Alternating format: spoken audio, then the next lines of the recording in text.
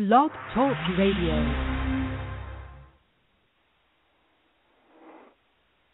Hey, good morning. This is Tom Hayes, and it's Wednesday, September 2, 2015. What? Sometimes you meet somebody. There we go. Little music get the morning going.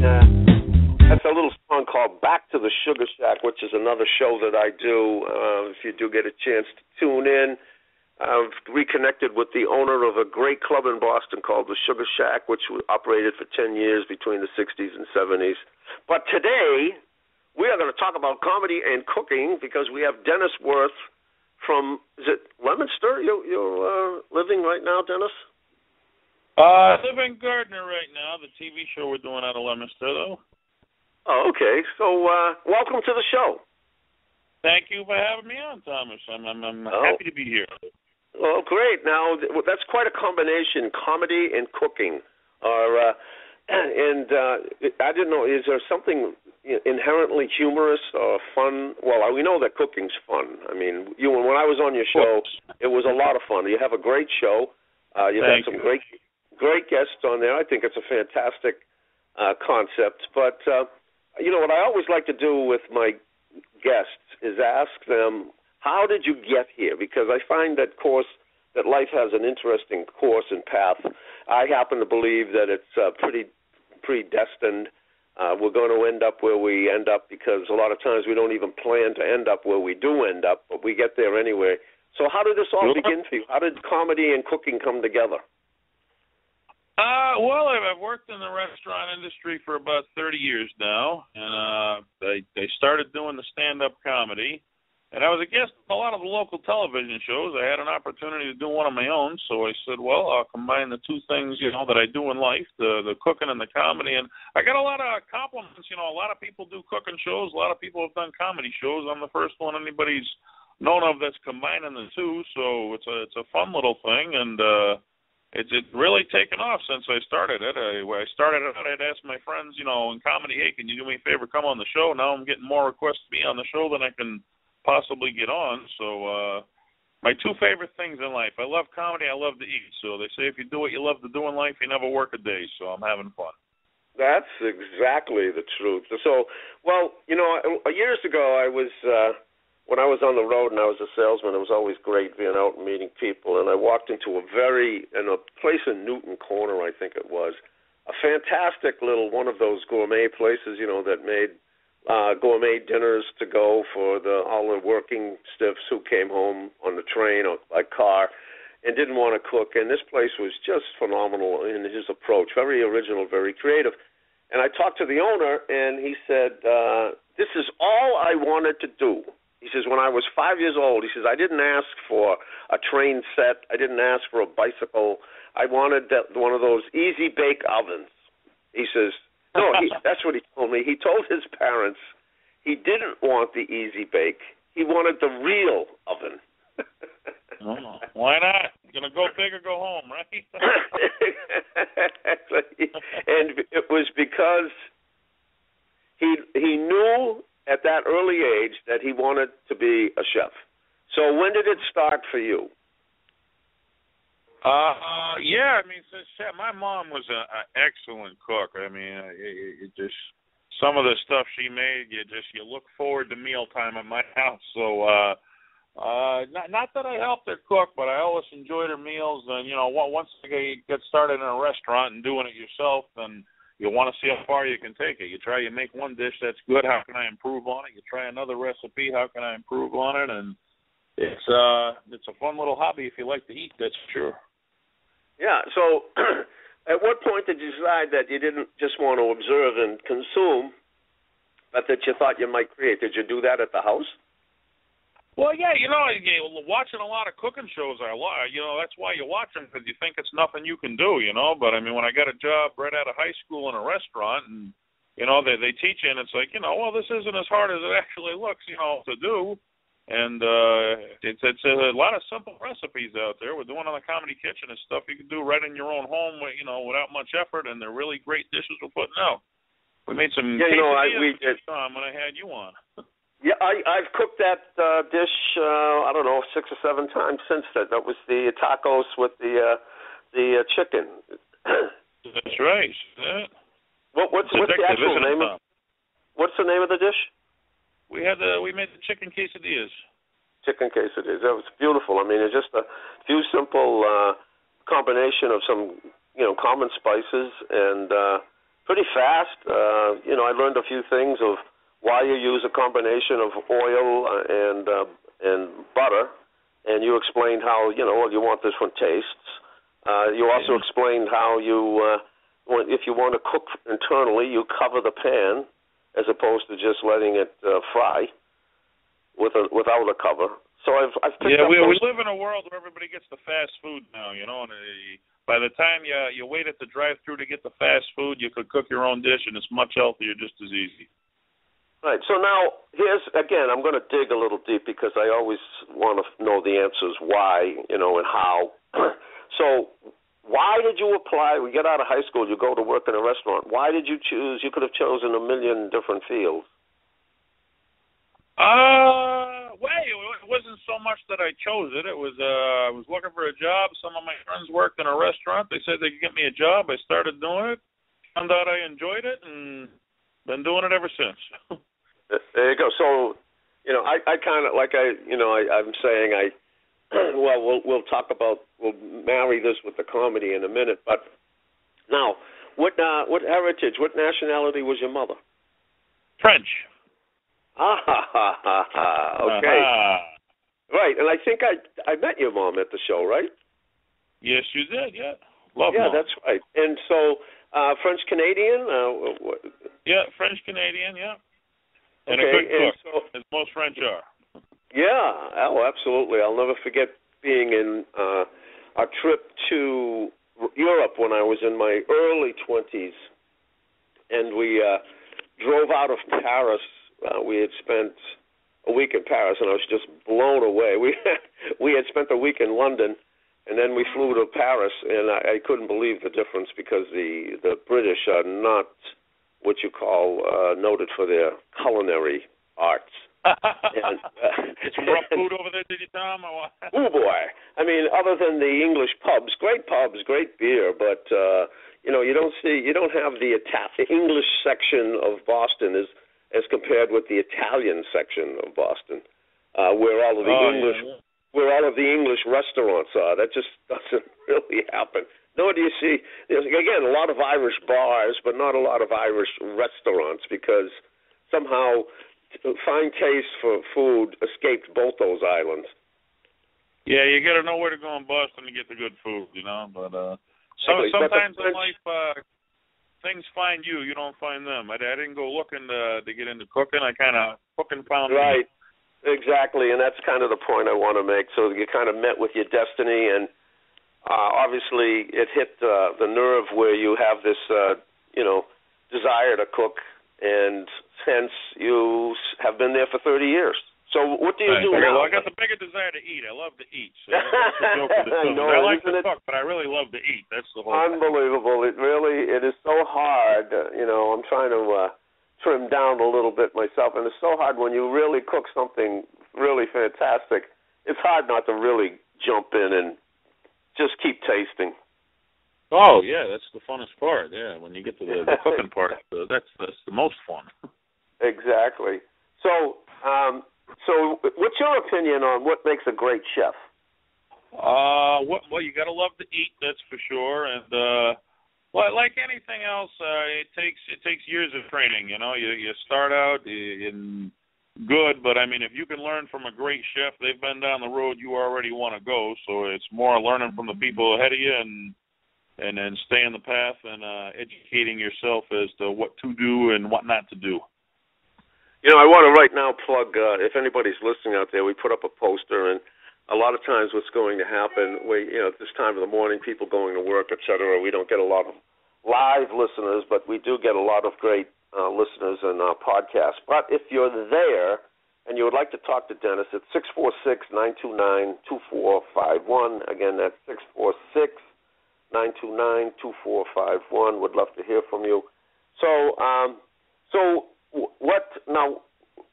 Are you the actual chef where you work now? Well, can you plug the restaurant you work in?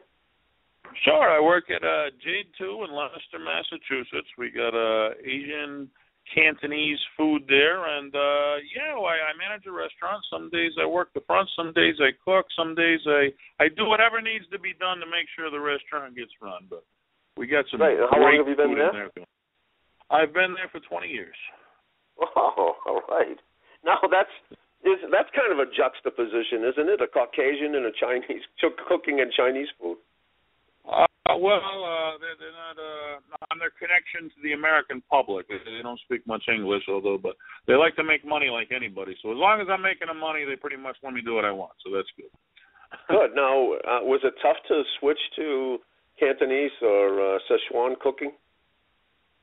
I worked in the pizza industry for 10 years before that, and there wasn't much I couldn't do with a pizza. I mean, I wanted to challenge myself, a little more than that realm. So I look forward to the challenge. I started it out, and it's been an adventure every day. It still is. All right. How many items have you got on the menu there? We got over 40 dishes, and then we have your specialty items too. Really big in the seafood. If you like seafood, come check us out because we got some great seafood in there. We got all your standard dishes you'd expect at a Chinese food restaurant, and but yeah, the seafood's where we really pop. It's what you want to try if you come out. Okay, so what's the most popular seafood dish? If you get the seafood platter, you're going to get a little bit of everything in there. A little lobster, scallop, shrimp. I mean, the whole mixed in with some vegetables, some great sauces. So check that out. Come in and see me. Just come in. I'll tell you a joke if you show up sometime. There you go. So, and it's prepared. Each plate is prepared individually, or how does that work? Yeah, fresh. Yeah, we got an open kitchen. You can watch us cook right there in the wok, and the wok's instant heat, so you're getting a great dish in a short amount of time. So you can watch us cook it up from scratch for you. It's nothing pre-made. We got it all right from scratch. We make it fresh for you. That's a great segue to a little comedy here. I got a great wok story. One of the greatest buskers, street performers in the world is a guy named Gazzo, Gazzo. He originally hails from London, but Gazzo has written books, has been written about in books. He's a brilliantly funny man, especially with his British accent, and he's got a Cockney accent. He's rude, he's crude.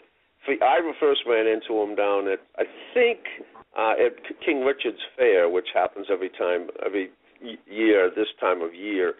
And, it's great for its jousting and for magicians and jugglers, etc. All of the entertainment arts. And so we became great friends. In fact, I tried to get him into the Boston comedy scene, which he did well with for a few years.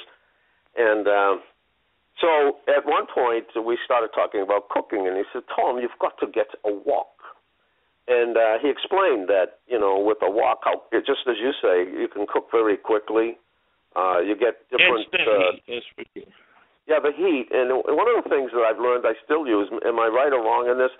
To spare the oil for a couple of reasons. The expense of the oil was one of the reasons that the wok was conceived, right? Yeah, because you only use a little amount, right? So. Yeah, it only takes a little bit of amount just so it doesn't stick to the pan, where in something else you need a lot of oil. But basically, it's the quickness of the dish. I mean, a dish like that, if you tried to cook it on your stovetop, would take you a half hour, where on a wok, it's just instant heat. You're talking about you're turning a 30-minute project into a 5 or 10-minute project at most. So if you're looking for speed, that's the way to go. And there's a pattern to what you put in. I mean, the tougher to cook vegetables, go in first? Is that it? You're going to get a little steam on them. You're going to steam your vegetables first, and like you said, with the oil, you want to cook up your meat and your oil. Then you put them together in the wok and put a little bit of sauce, and you're good to go. All right. Now, what he enlightened me to was dropping water in as the wok got really hot, and that would really flare up that heat. Yeah, it's instant heat. So where you take 20 minutes to boil some water on your stove. I mean, the wok instant heats. You're instantly heating up that water, which is instantly heating up the food, and you start adding a little bit of flavor in there. It's really popping together, and yeah. Well, this would happen like about 5 minutes into you've put the oil in, you've got the heat really roaring there, and then he would just tell me, now's the time to pour in just a tad amount of water, and man, would that flare up. Yeah, flare it up and pulls out all the flavors in the food too. Interesting. The instant heat, you call it, you're heating up the flavors and getting them to just come out instantly. So is that your preferred way to cook? Is it your preferred way to cook now with a wok? Or? Yeah, in the restaurant, it's so much more convenient. I mean, nobody's really gonna put a wok in their home, So if you have it available at you, it's definitely the way to go. Yeah. Interesting. As far as now flavor goes, it pulls out the flavor. Yeah. So at one point, I went over and I went out and bought a wok and was using it all the time. And I went to see him perform. He was fabulous at close-up magic, and he was working at a bar in town. And so I went in to visit him and saw him. And now, because people can't see, but it's very obvious when I walk with a limp because I have an artificial leg. And so we had a nice visit. I'm going out the door, and he looks at me, and because he's such a wise guy, and you never know what's going to come. He looks at me and says, "Tom, how's the walk coming?" And I think he's breaking my chops. So I look at him and I quip back, and I use an epithet, and we laugh about it, and I walk away. I get halfway down the street. And I realized, and he looked at me when I swore at him, like, why did I deserve that? I'm asking the guy how his cooking's coming, and I think he's asking me if my walking has improved after 20 years of being on a prosthesis. So I went back to the restaurant. Yeah, and I told him, I said, sorry about that. I thought you were talking about my limp. Oh, misunderstanding. That's a you could work that into a joke somehow. Yeah, well, it was quite humorous. Like I said, I got halfway to my car and turned around. Oh, you idiot! He was talking about cooking, not about my walk. Two different walks. So now, when did the comedy part of your life happen? Were you funny as a kid? Did you like cartoons? Did you like comedians, movies? Yeah, I love watching stand-up comedy. When I was younger too, we didn't have cable television or nothing like that. You actually had to get up and change the channel. I mean, it was rare you got to see a stand-up comedian on television. And when I remember Star Search back then, Arsenio Hall, I was actually on Star Search before he got big, and I watched him and I loved it. Then when I got to the point we got Comedy Central, I could sit home for a weekend and just watch marathons of stand-up comedy. Who doesn't like to laugh in life? Life's a tough game. If you can add some laughter into it, it's fun. And I always had that itch to try it, but I never knew how to get started. It ain't like you put in an application or something. And I just thought as a kid when I heard about comedy, I should check it out. Never knew how to start. Then one day I got in my mail a pamphlet from the local college that Introduction to Stand-Up Comedy was a night course. I said, well, I'll check out the class. And I never thought it would amount to nothing. I'll say, I'll do the class, just say, okay, I tried it, look back and chuckle. Tried the class. The teacher really helped me out, and one thing led to another, and I've been going ever since. And I'm having the time of my life doing it. Well, there we go. I mean, again, I don't want to impose my beliefs, but that little story confirms it. In the mail comes an invitation, something that you knew you liked, they think, but never thought that you might do it, and yet right in front of your face, boom. Knocking on the door. It's meant to happen, destiny, right there. Exactly. So, now that you have the show, and I love actually being the show for a couple of reasons. Number one, it's a great place to, I actually had the idea myself a while back, but my plate is certainly full with all of the projects I've done. But I knew the concept would be a great one, because if you look at most cooking shows, I mean, it's great, but, even if they've got a celebrity on, they're trying to be funny, but they're not. Yeah, it takes a knack in comedy, and I mean, certainly it's a profession like anything else. We've had some really funny comics, including yourself, on, and you get two comedians in a room, and you know what happens. I mean, something funny's about to happen eventually. So, well, especially because you've got right on the table. You've got a funny situation. You're cooking things. Things could go wrong. Things are, the ingredients. I know that handling chicken, raw chicken at 9 o'clock in the morning. Before I had breakfast, was not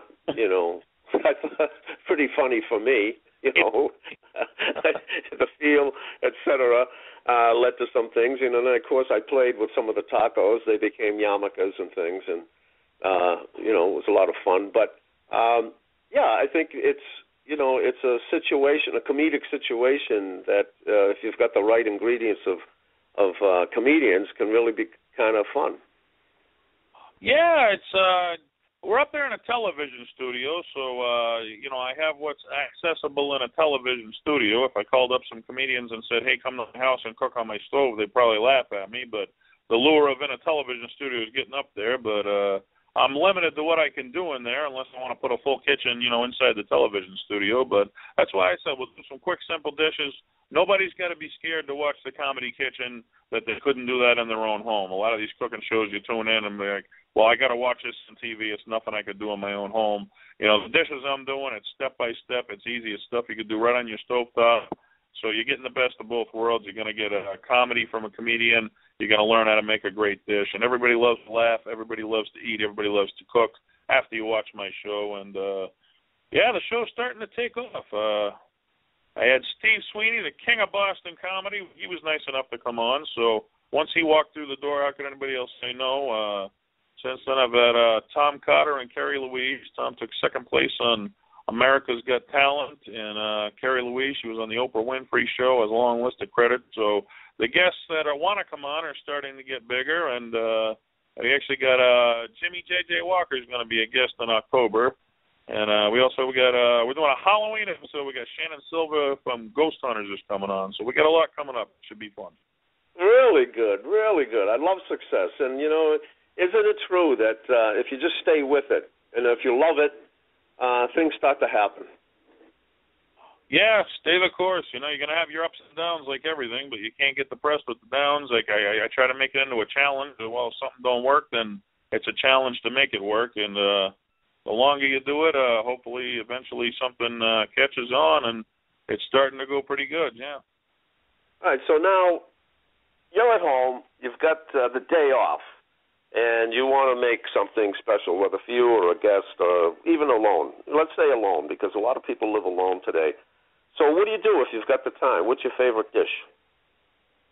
Well, I get a lot of the seafood at work, so if I'm at home, I'm a meat guy. I like your steaks, your ribs, some pork. I'm big on the meat stuff. If I really want to treat myself, we got a state park across the street. I go over there and we fire up the grill over there in the open air, and I really cook up a good barbecue something. It'd be a treat for me. That's great. Okay, now. You've worked all day, you're tired, you haven't eaten at the restaurant, and you want something quick to eat. What do you do then? What's your favorite dish?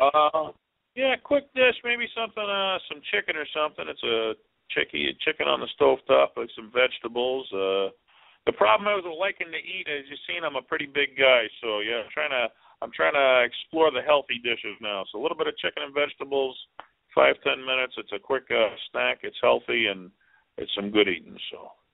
Yeah, and I just did some lemon artichoke chicken the other night, which was just quick and fun, like you said, and then it was so good I had to have it the second night. So, I mean, is there a special, like marsala? What do you when you do chicken? The Kung Pao chicken, I'm a big fan of Kung Pao chicken. The cashew chicken, that's a little bit less spicy than the Kung Pao chicken, but okay, yeah, so how do you make pepper chicken's good? Yeah, how would you tell our listeners to make the cashew chicken? Cashew chicken, you want some, it's any mixture of vegetables that you like. Usually celery's a big one in there. If you don't like celery, you can use broccoli or whatnot. We get a little bit of sweet kung pao sauce. You can make that up. Throw it in boil up some chicken. Throw in your vegetables. Add a little bit of your sweet sauce, a little soy sauce in there, maybe some sesame oil. You're going to want a thickener. You got a little bit of flour or cornstarch you want to throw in there to get your sauce a little bit thick. And just a light oil. You don't want too much oil to make it oily. But it's a simple dish. You have 5-10 minutes on your stovetop. It's better than going to your fast food restaurant and getting something that'll make you not live so long. I can tell you that much. So that's the kung pao, or is that the cashew? That's the cashew. Well, just the difference between cashew and kung pao is the spices. So, I mean, if you want some hot oil or something, throw that in with the kung pao. If you want the cashew, it's just less. It's not. Just don't add the hot oil, whether you like spicy or not. Great, sounds good. Let me may look that up on. Of course, the beautiful thing about today is that you want a specific dish. Not only can you go see the recipe, but you can just click a button and watch somebody cook it. Oh, yeah, it's endless what's out there. You could live the rest of your life and not eat the same dish twice if you tried. There's so many dishes out there to try, and half the fun is trying something new that you never tried before. And, wow, this is delicious. I can't believe I've never tried this. So it's a big exploration of food. Well, we're going to segue into a part that we talked about a little bit earlier, maybe not as funny or as enticing as cooking, but it's a perfect segue because the trouble with today is that there's a problem. A lot of people don't know how to cook. Yeah, it's the world we live in. It's a fast-paced world. Everybody's on the go, and we're working so many hours in this country as a society that you don't have time. People don't take the time out to enjoy stuff in life like actually cooking food. Fast food's made things so convenient that you don't have to cook anything. I'll go hit the local donut shop in the morning much quicker than, taking the 5-10 minutes to cook a healthy dish. I'll hit the fast food joint for lunch because I don't have time to, come home from work and cook something up. But you're missing out. Basically, if they do cook, it's on the weekends mostly. It's not something we do on a daily basis where, back in the olden days, you'd cook every single day. You'd sit down with your family for a meal. Right. And, okay, now let's talk about the time element. They won't take the time to cook, but yet when you start talking to people, how many hours did they spend looking at their computer on Facebook, posting pictures of their kitten? Yeah. Not to be judgmental, but they do find time for less connecting, let's say, more wholesome, healthy, emotional, because what I find, and maybe I want you to talk about this from your experience, we're all busy, and so whatever. I work a lot out of the house here, and I'm, working on my project, and, I'm doing the radio shows. I'm creating a lot of content. So a lot of times I'll be alone. And, and all of that takes its toll, especially spending a lot of time on the computer. And I find that once I begin to cook, why don't you talk about that experience? Once you actually start cooking, what do you physiologically, emotionally, what do you feel? It's what you're in the mood for, and it's like I said, once you get a recipe for something, you try it, then you think, we'll make this just a little bit better, then you want to add your own little touch to it, and you want to try that, and see, it's what's pushed on you, Unfortunately, society pushes fast food. You got commercials, the internet, try that, we got mega deal, coupon this, They don't push cooking in your own home on you. And, I try to stress that on the show is that, by the time you hit the local fast food joint, you wait in line, and you get out of there. And that same time it took you to drive down there and wait in line, you could cook something much quicker right in your own home. And it's a lot more tasty, and it's a lot more thrill. Instead of eating the same thing every morning, you can cook up a different dish every day of the week for yourself instead of I'll go down to the local donut shop and get my usual. I mean, it's a lot more fun to explore, and people are afraid. They think, cooking, it's such a big project. It's a really easy thing to do, once you get started. It's like you just got to get over that fear of trying it. Well, and that's it. It's the fear of trying, and it's getting started. I can talk myself out of exercise in the most creative ways. Because once I say to myself, I've got to put a half hour And if I'm focused on something else, I'm saying, well, I don't want to take the half hour away. I'd rather be doing what I'm doing. But I learned that if I trick myself, and that trick is to say, well, I'll go for a 5-minute bike ride. And once I'm on the bike in 5 minutes, I'm having so much fun that it does turn into a half an hour at least, or maybe even an hour. And the same thing with cooking. The tough part is getting over that fear and getting up, taking the pan, lighting it up, looking in the fridge to see what vegetables are there or what meat or whatever. And today, I mean, who needs a cookbook? I mean, I used to have tons of cookbooks, but you just get a hankering for some kind of chicken dish. You go to All Recipes or the Food Network, and there's an infinite number of possibilities. Yeah. The information's at your fingertips, that's for sure, if you want it. And, you go grab a coffee and donut. I mean, how long would it take you to cook up an egg? An egg, a couple pieces of toast. I mean, how simple is that? Exactly. Sometimes well, even at the end of the day, the fact that you, like you said, there's a 10-minute chicken and cashew chicken dish. I mean, with vegetables, everything all in one plate, in one pan. 10-minute recipe, and it's simple too. It's nothing you need a degree in cooking to accomplish.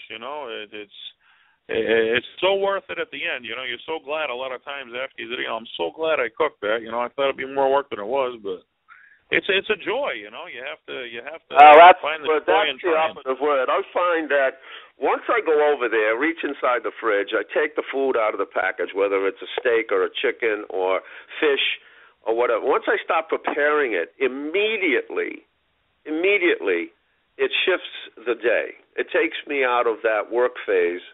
And then I actually physiologically I can feel a difference in my being.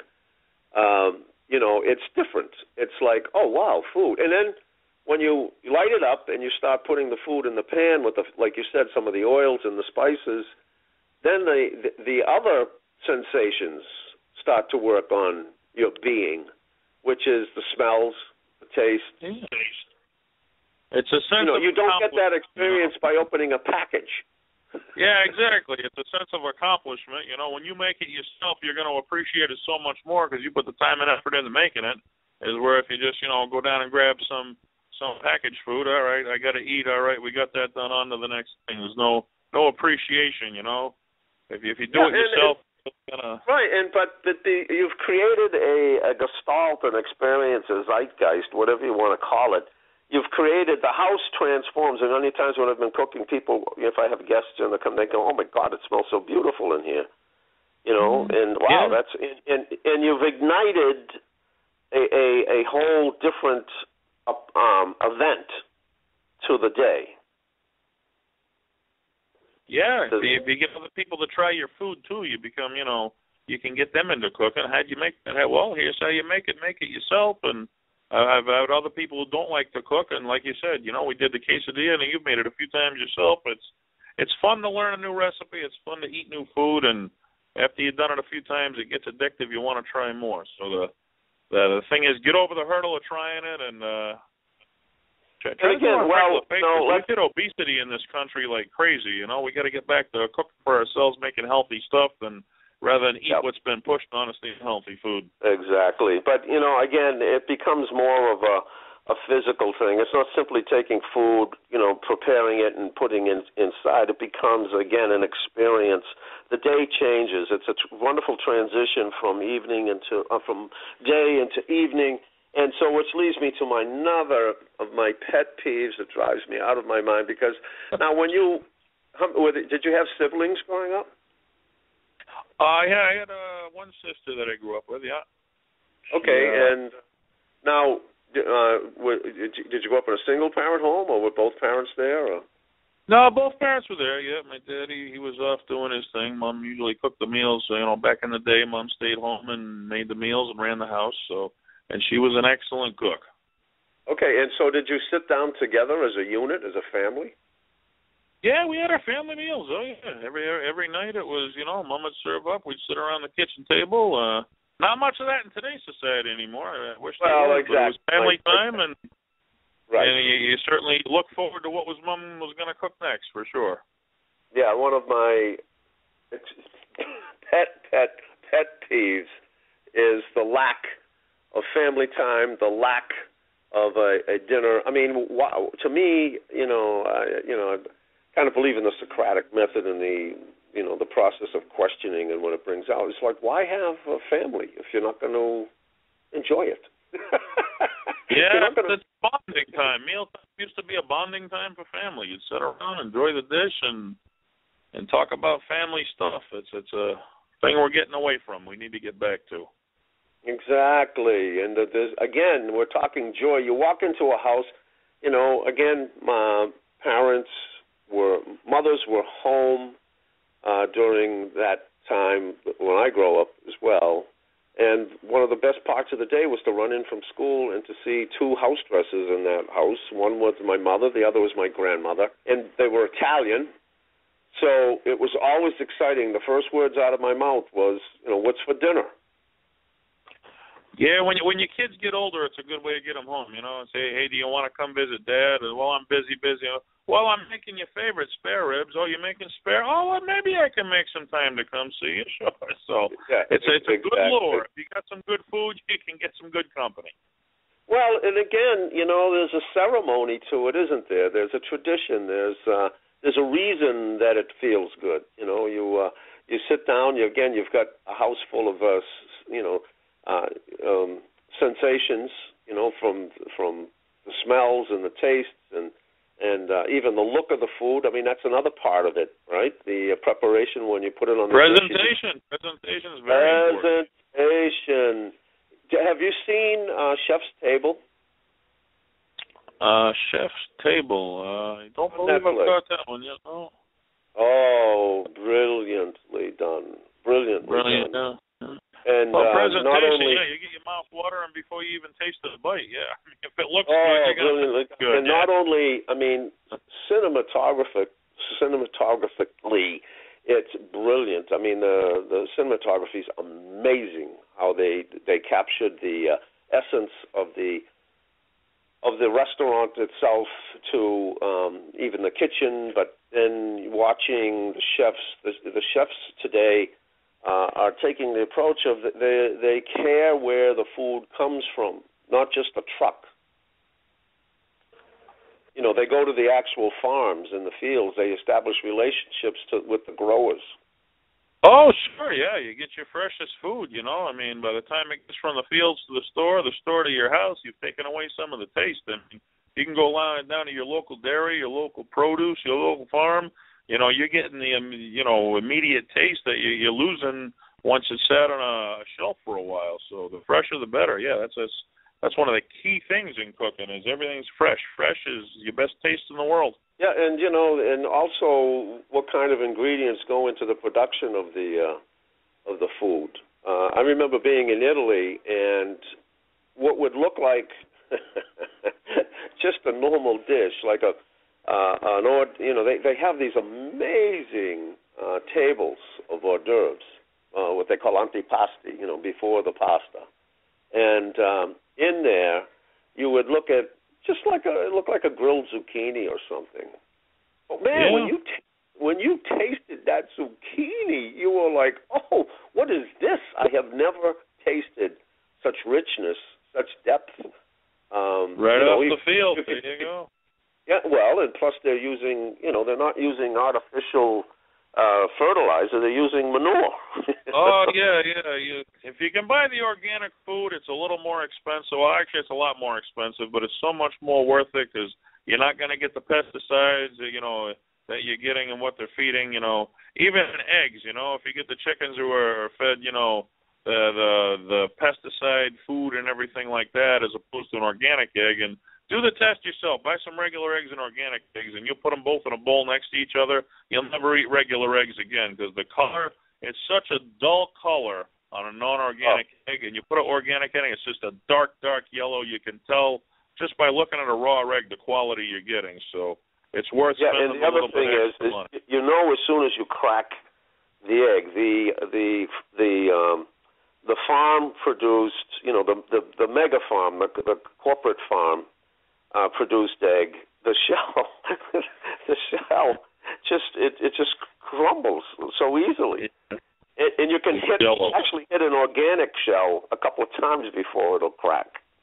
Oh yeah. The rigidness of it over a Jello. Yeah, if you try to crack an egg and it's more like Jello than a crack, you don't have a good product.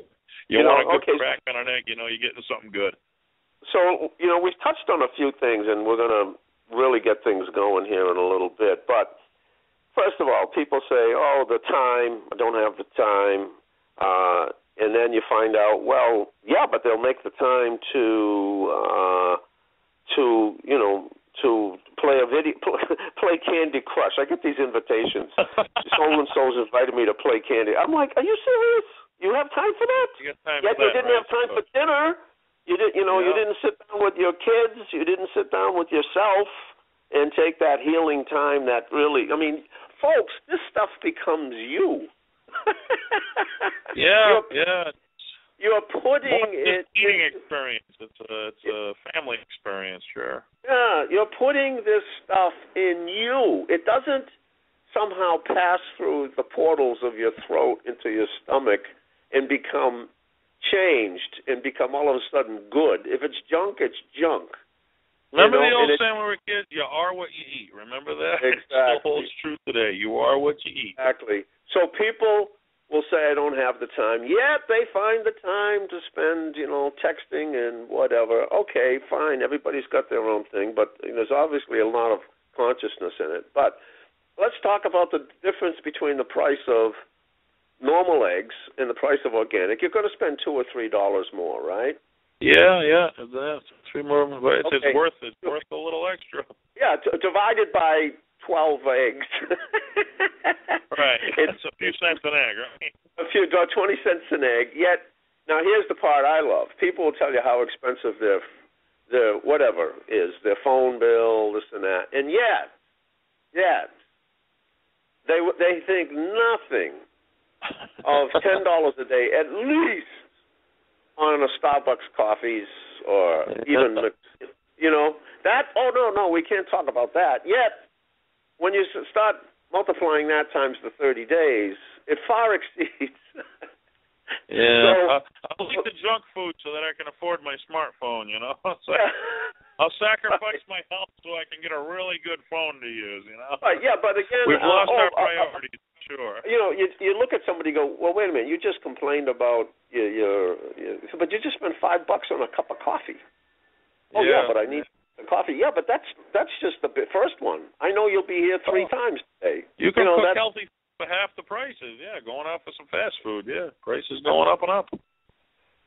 So we have a society, we talked a little bit about this, and why not really fire things up, so to speak. You're a chef, and that's what chefs do. Wait a minute. Cook it up. Hey, hold on. We got somebody, I missed this. Alrighty. We will get involved in. Got a caller, 603-809. Who are you? Amy. Hi there. Hello. Amy. Amy is one of have you on the show. My number one fan, Tom. Fantastic. How are you, Amy? Yes, I am. Fine. And you? Oh, it's great now that we have a caller. What do you want to talk about? Gee, Dennis, just put me on the spot. Well, what do you think of the show so far? Are we doing a good job? You are doing a great job. The do you agree Amy with awesome. I watched every single one. Go ahead, Dennis. Say it again. I say Amy has seen every episode of The Comedy Kitchen. Oh, fantastic. Tell us what you like about it, Amy. Oh, God, he's funny, and it's like the food's going to taste great, so you're really interested in how to make it properly. But mostly they're funny. They just are. They make this big game out of it, and it's enjoyable to watch. Great. Now, do you actually make the dinners that are made on the show? My daughter, Cassandra, made one of them. She's 16, Great. and she loves Dennis also. And what did she make? What was the dish she selected? Oh, it was one of the chicken ones. I'm trying to remember. Oh, okay. Now, I have a daughter, Cassandra. It's a very unusual name, and it's a beautiful name. I think so, too. Yeah, why did you select it? Actually, it was a combination of trying to name my daughter after her father's 7 sisters and get all of their names in her name.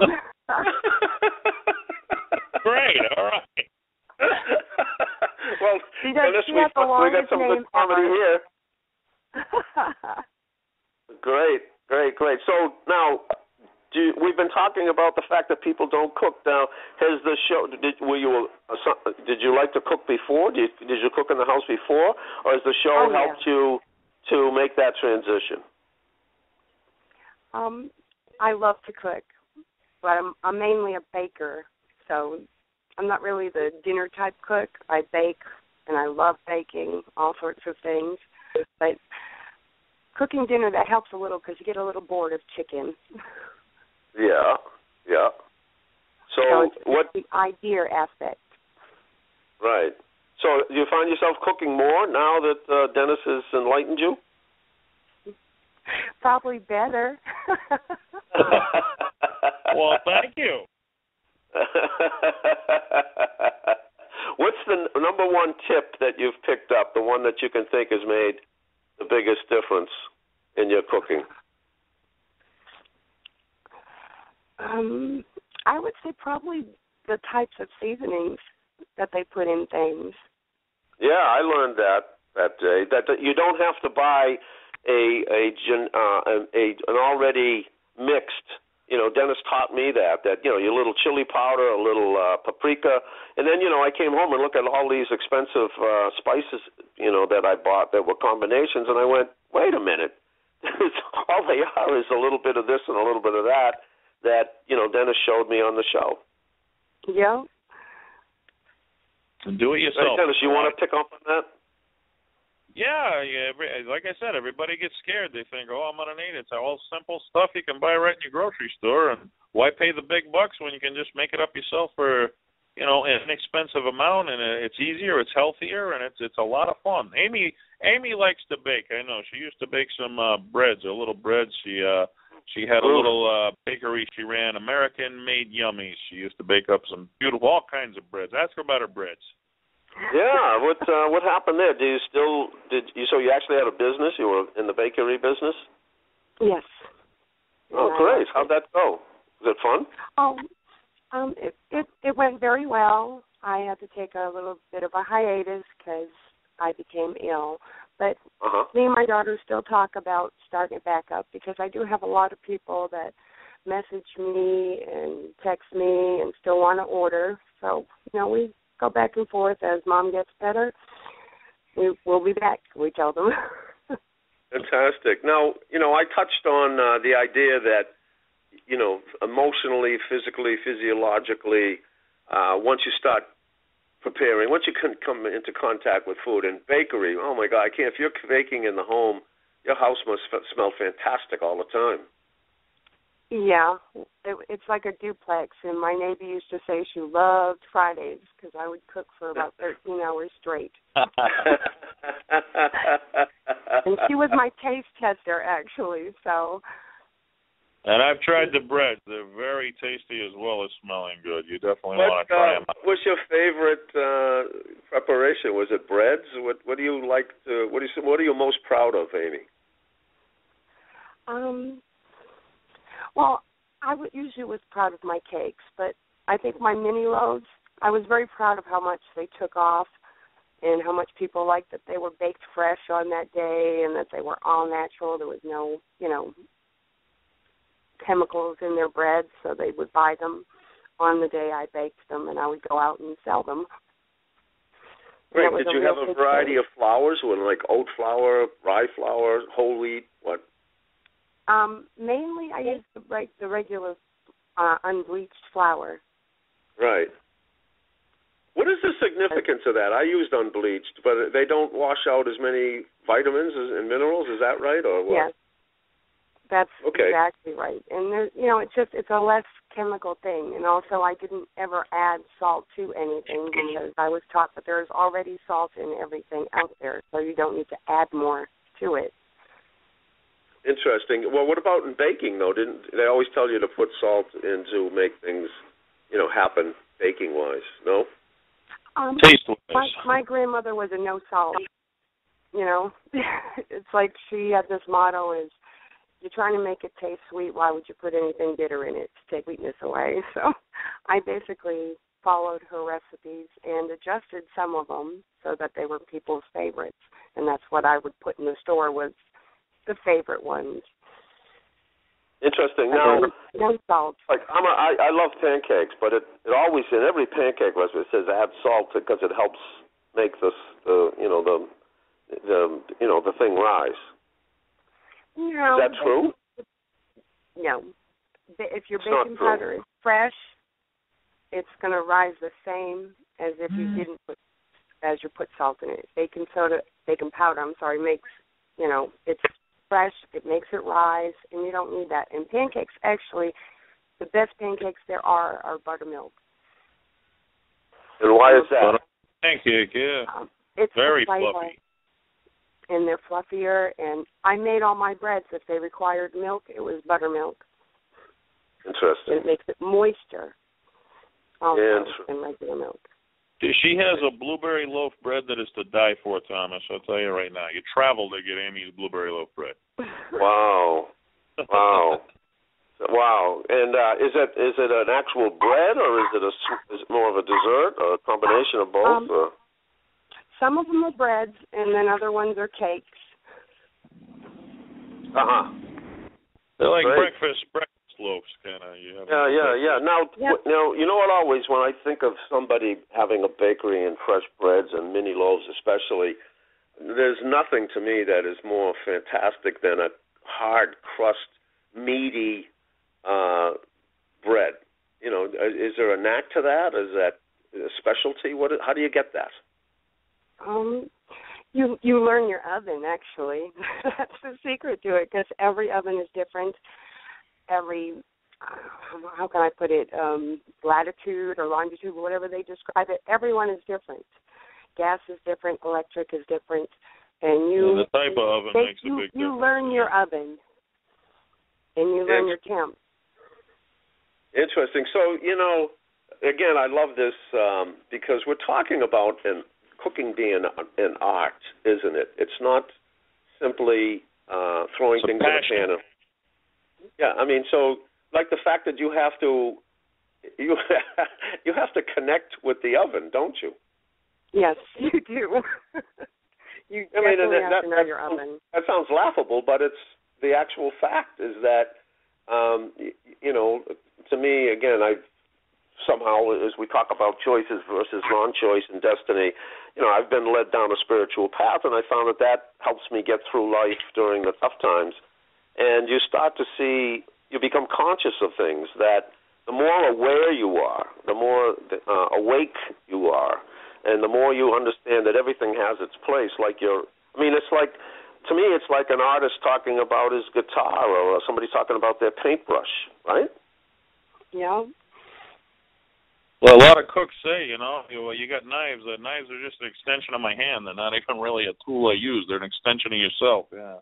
Yep, just like your mixer and your whisk. And I have a particular scraper that I have to have clean, and I have to use that particular one. And my daughters think that. It's like, Mom, really? It's the way it mixes things, and it does it properly, and it's the only one I'll use. So it's like somebody laughed at me. I'm very... I love this because food is certainly being Italian and everything else. And, what's better than food? Comedy's great, music is great, sex is fantastic, wine is great. But everybody on the planet has in common. Everybody has to eat. That's the one universal thing. And when you think of it, we're getting it kind of esoteric, but this is really fun. I hope you guys are enjoying it and our listeners are. Let's talk about all of the things I mentioned, from all the way from food and wine and sex. A lot of it starts right. Even the process, if you want to end up in bed, starts with dinner.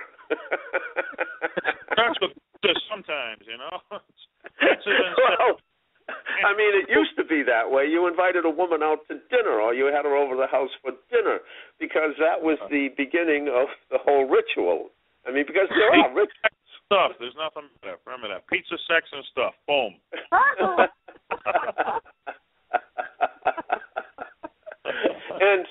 And so here we are talking about the utensils and everything else, and that they matter. That you're right. I mean, I used to buy, being brought up cheap and growing up poor and being influenced by that. So you buy the cheap knives.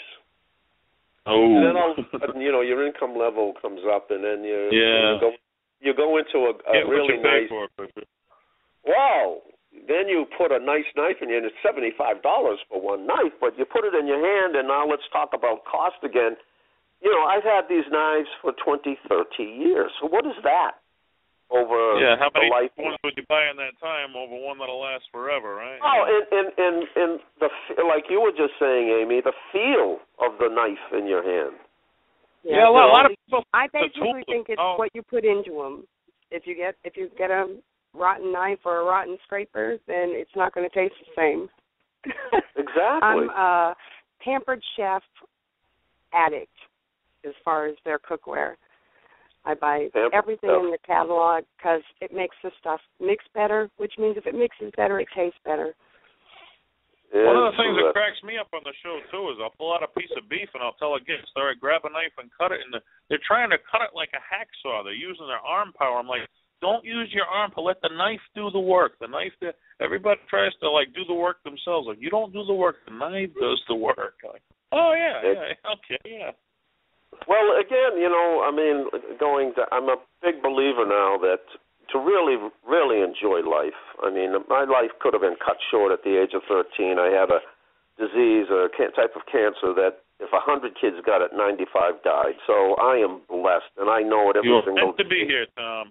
I was meant to be here. We were meant to do this show, and this is really fun. I had no idea what this was doing, but this is one of the most exciting shows that's ever happened because we're not just talking about food. We're talking about society. We're talking about the individual. We're talking about creativity. And my big thing lately is for people to get out of their heads, to get out of analyzing and thinking and connect with their hearts and their guts and their body. And, that's what you guys, that's the art of what you do. And you're talking about that now. You're talking about connecting not only to the food, but to the utensils that help you, that are part of your craft. The only thing better than eating food, Tom, is talking about food. If you can't eat food, then you talk about food until you can't eat food. That's how you do it right there. So, it's super yum. Now, Amy, let me ask you this: if you're a mother and you're a chef or a baker, and so what about you? Do you try to have a meal every day with your family? Yeah, for the one I have left. My other three have grown up, moved out, but with my daughter Cassandra, yes. And it used to be that we try to get together once a week with the older children, but of course. They're in their 30s now, in their late 20s, so. Yeah. Well, what about now when they were Cassandra? When they were growing up? What did you make sure that happened? That you sat down with them? Oh yes, and okay, they talk about it all the time. Not only just them, but every kid that they brought from the neighborhood with them. Isn't that sad that these other kids would come into that situation and think it was like a holiday or a celebration? Wow, look at that! Wow, a family sitting together. All right, now I've got a problem. So I'm going to let you guys be the host for a second. I'm the caller, and so I have a problem. And it's funny how people reacted to my problem. Again, being Italian, again, finding that some of the greatest experiences in my life started with food and around food, etc. And so I treat the table as sacred. Now, from what I've heard from you guys, is you treat a lot of the things. You treat your oven as sacred. You treat your whisk. You treat your knives, because they do take on a certain sacredness in a sense. And even your preparation table, I can only imagine if we get into that, before you prepare your table or must be set in a certain way. So lately I had It wasn't just lately, but it happened many times.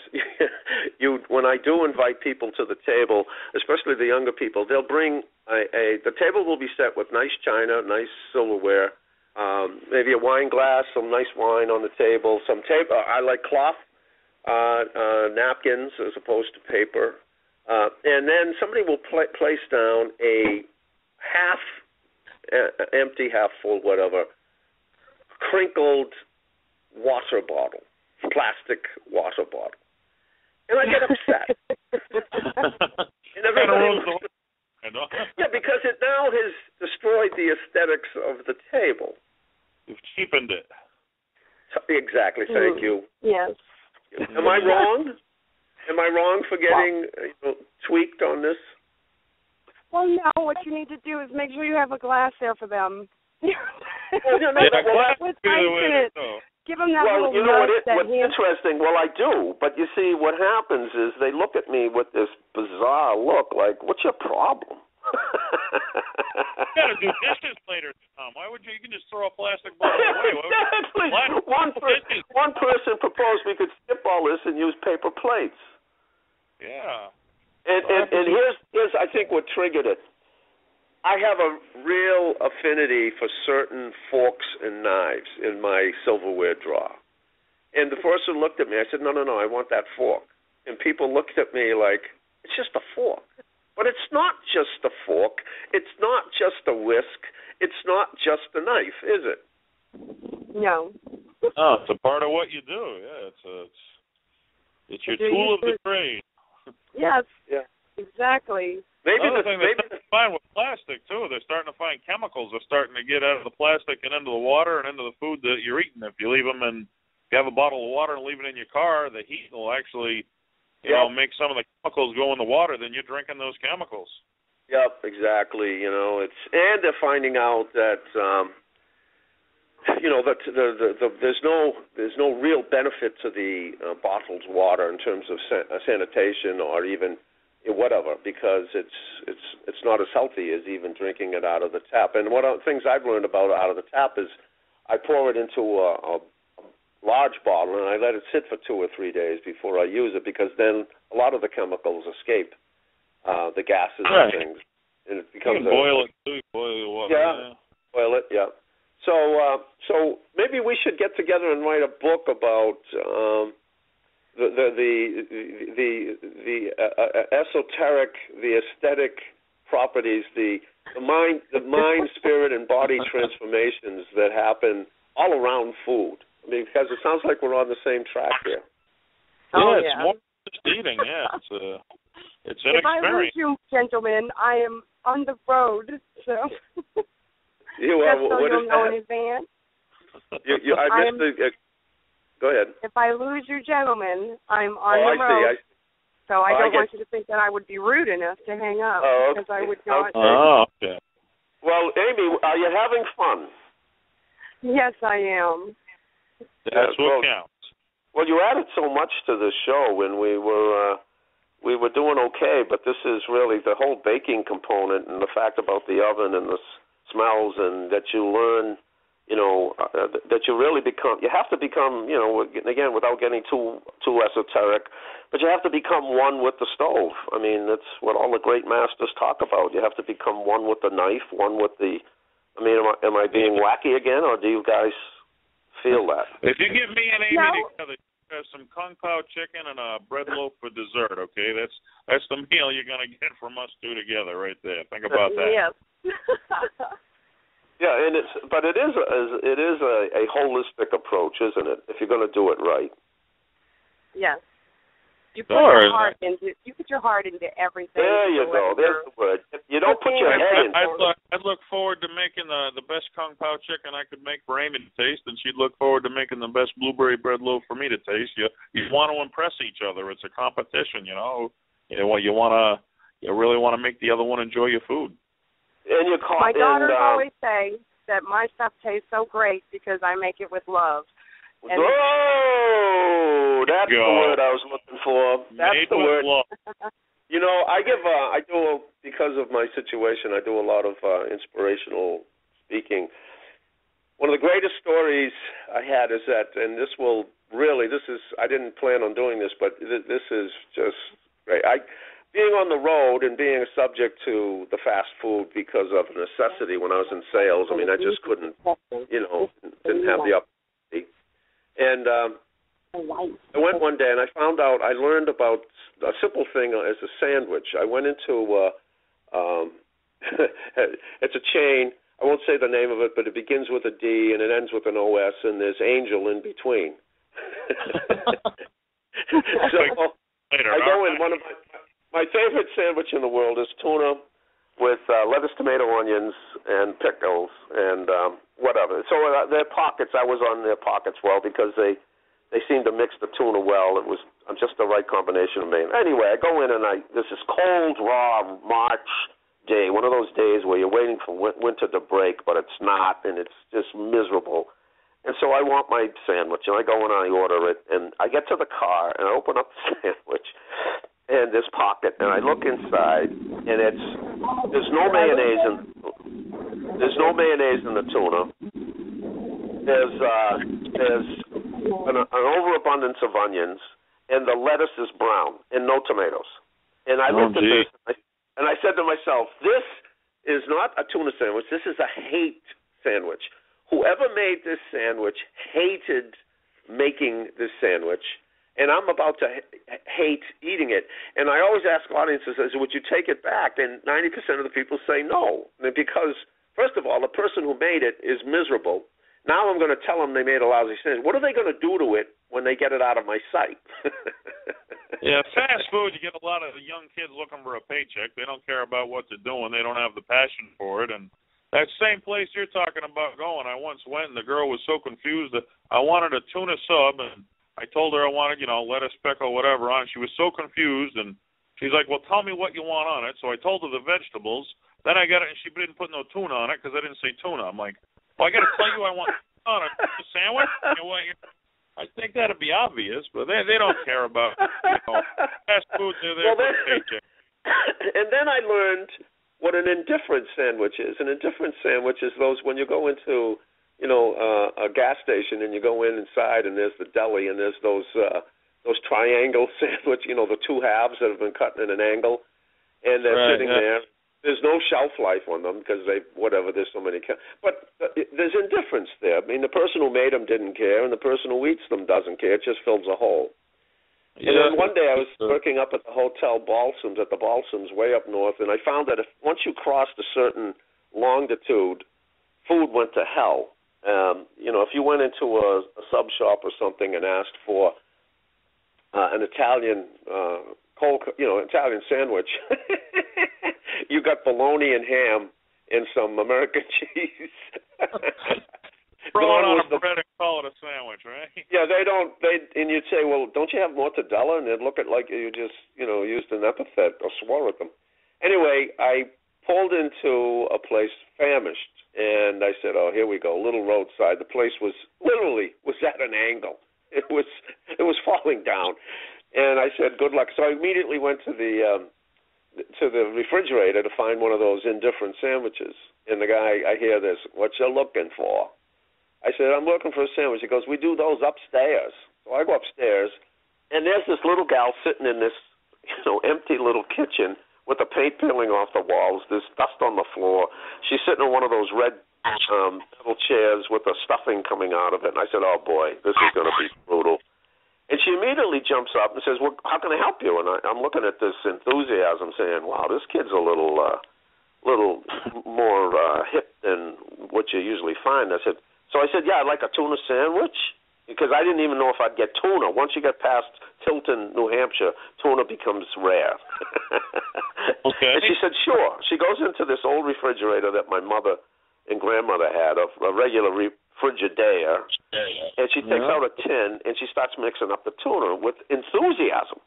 And I'm like, wow, this is interesting. And she looks at me, she says, what kind of bread would you like? I said, whole wheat? She goes, sure. Goes over, she gets the bread, puts it in the toaster.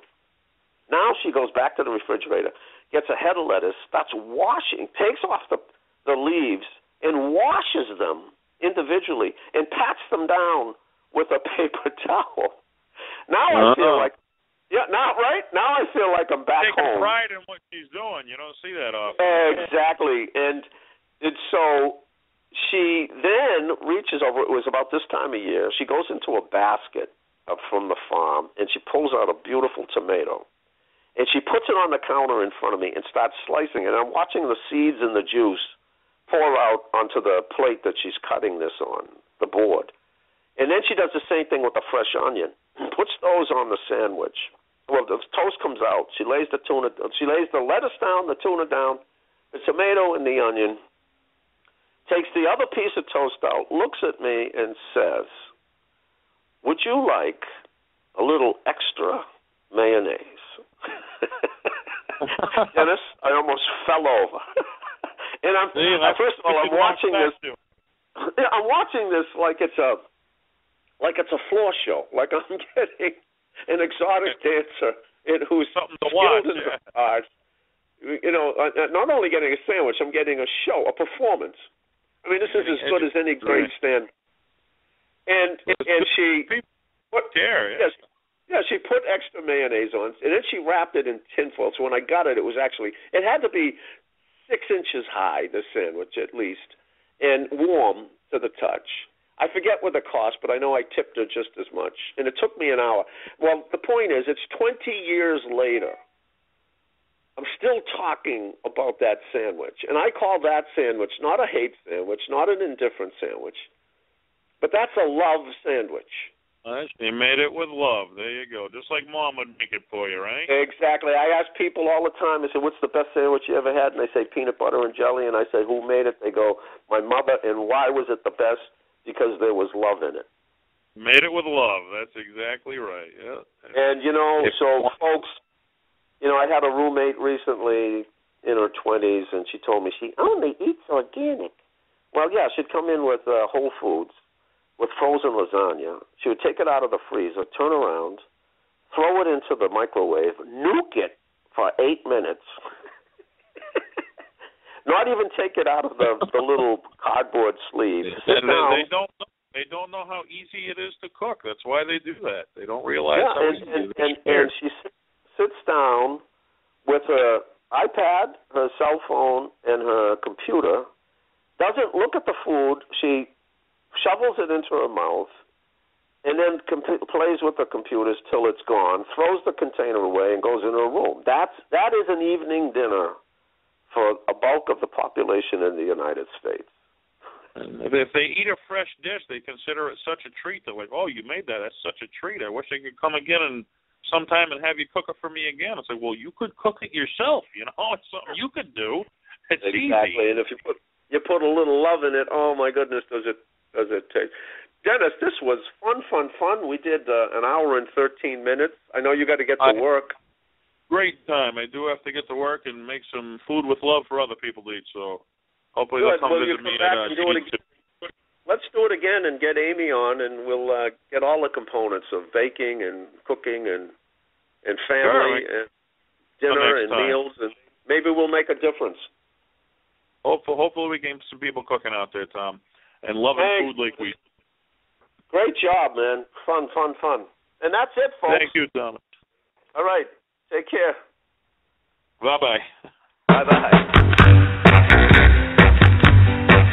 That's it. Oh, there's a crazy little shack beyond the tracks. Make sure you take the time to live, love, laugh, and enjoy. All right, thank you so much for joining us this morning. I had fun. I hope you guys did.